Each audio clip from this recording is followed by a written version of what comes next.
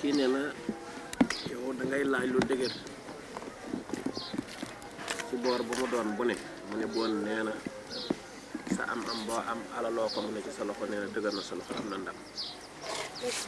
mu ne mécc booy mécc woo nee na mécc ba dëgër na sa loxo am na ndam mu ne wax boo waxantee nit wax yi dëgër na xeeb ñemeel bu ragal am na ndam mu ne su la nit diggee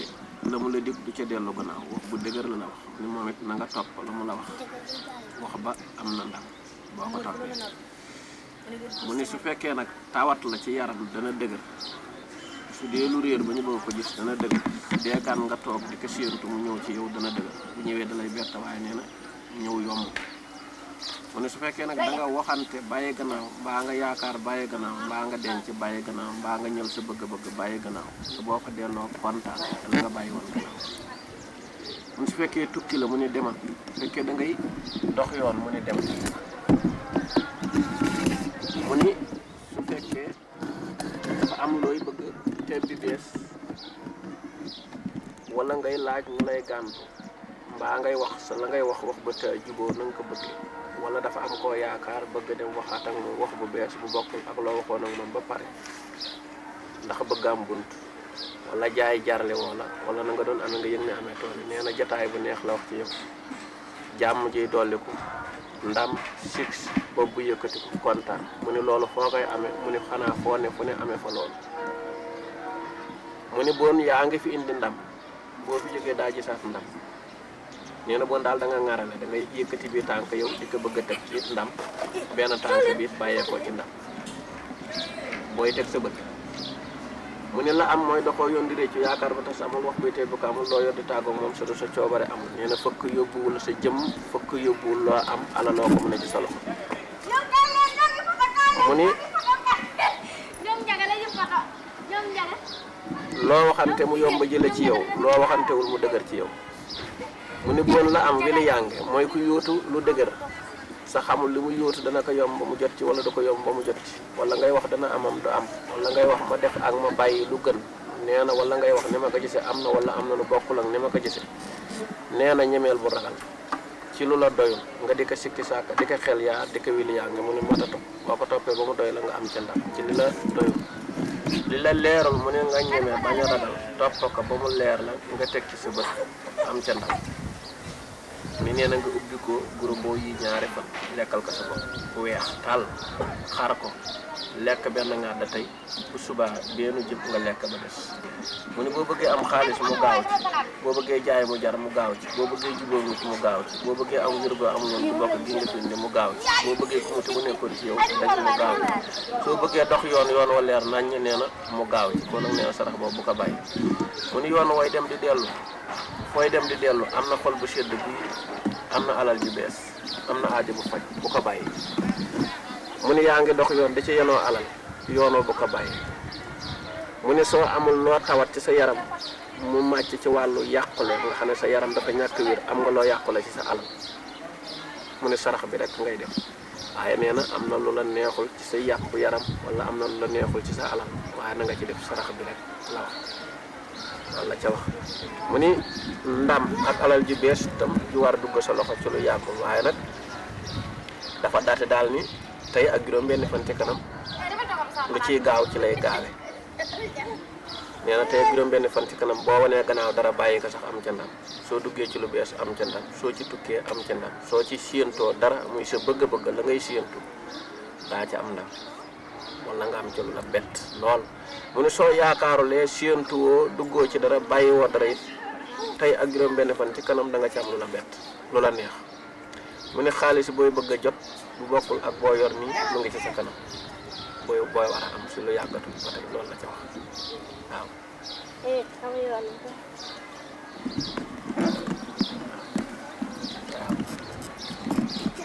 waaw mu ne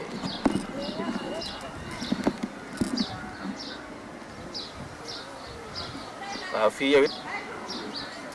nee na doom bu jigéen moo lay jig yow soo jëkkee am jigéen ci doom jig na la soo ko deful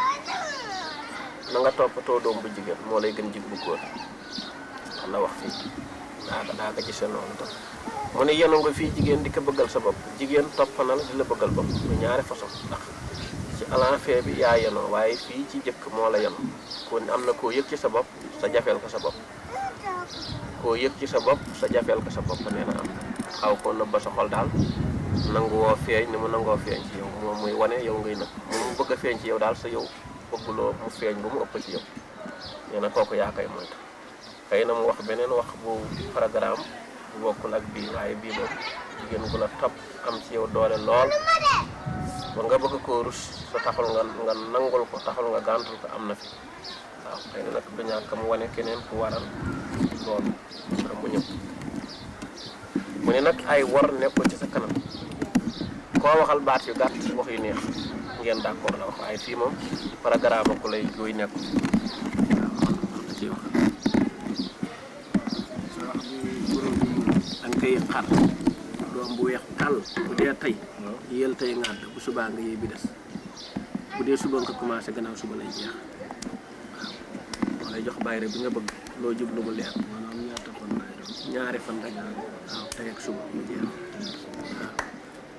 waaw man nag lu may dama bàyyi guro kon nga def ko soow dem ba nga soow ma def ko soow waaw da ngay naan nag joxe doo ko naan yow lépp yow rek bu dee soow da ngay naan nga jox la des ay gone yu ndaw waaye nag na nga ca mos bu ko joxee sa mosul loolu la sa affaire say rab rek ñoo tax moo ko la sax affaire sa rab moo fi ñàkk nekk anormal ni nga ko bëgg nee naa la yëngu ñàkk wér ni nga ko bëgg wala am nga loo yàqule ci sa alal loo mën a wax may dégg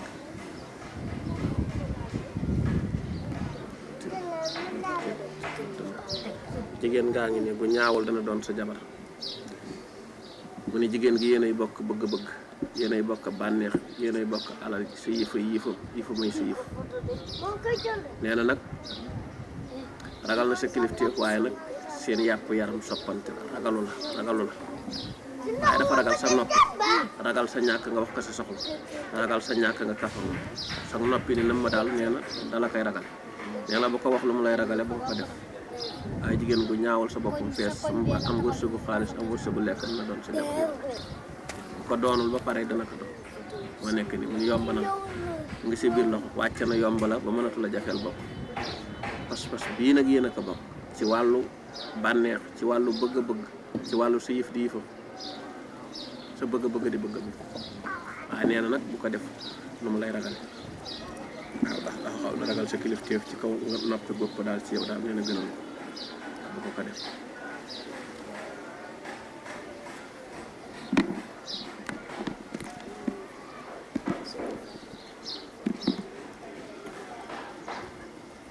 xaalis yi léegi nga leen jot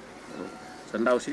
boppam ubbi na ci xaalis xam nga da nga ko war a jox xam nga daf la ko yaakaar waaye boppam ubbi na ci xaalis ndaw si boppam ubbi na ci problème mu xaalis kon nag su ngeen toogee boo ko mënee jox xaalis baax na ci moom intérêt am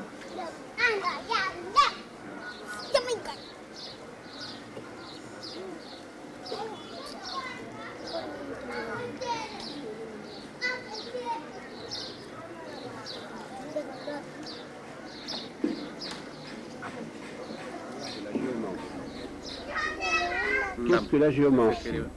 Dans le mot géomancie, il y a le mot géo, qui veut dire la terre, et on se demande pourquoi le mot géo se trouve dans le mot accolé au mot mancie, qui veut dire méthode en somme de divination. La géomancie,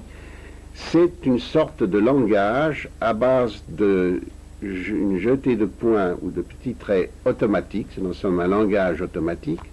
avec quelques transformations très simples et des propriétés mathématiques sous-jacentes très complexes, mais dont je ne vous parlerai pas aujourd'hui, et qu'il n'est pas nécessaire de connaître pour pouvoir pratiquer la géomancie. Il y a deux grands systèmes, en somme, de divination, c'est-à-dire de projection du contenu de l'inconscient dans l'avenir. Ces deux grands systèmes, c'est le Yiking, qui couvre tout l'Orient, et la géomancie, qui couvre tout l'Occident. Les deux systèmes, l'un sont presque équivalents, mais l'un est à base de 8, c'est la géomancie, et l'autre est à base 12, c'est le Yiking. Alors, d'abord, qu'est-ce qu'une mancie et comment le système peut-il être plus ou moins bien expliqué? Comment, autrement dit, on peut avoir des idées sur le développement d'une action dans l'avenir à partir de l'instant présent en utilisant une méthode telle que la géomancie?